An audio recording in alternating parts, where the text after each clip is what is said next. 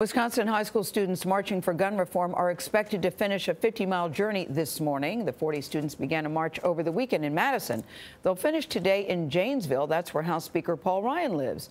Students will hold a rally there to pressure Congress to take action on gun control after the Parkland school shooting.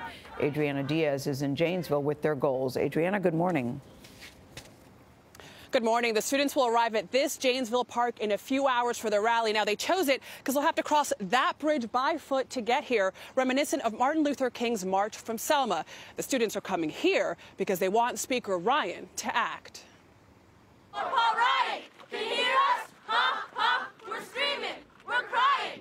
Student voices reverberated through Wisconsin's usually serene farmland Tuesday. Mile 40, Ronda. Mile 40, Ronda. At every mile, they honored a victim of gun violence. We met them on the final stretch of their 50-mile march. How do you think dozens of young people marching in a very rural area, I don't even see a house, so no one's hearing you necessarily right now, how do you think that translates into action?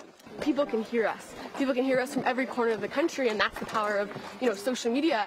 Their destination is Janesville, the hometown of House Speaker Paul Ryan. He has more influence over how people vote, why people vote. We have the unique opportunity of being in his home state. Speaker Ryan's currently overseas, and in a statement, his office said he respects those expressing their views.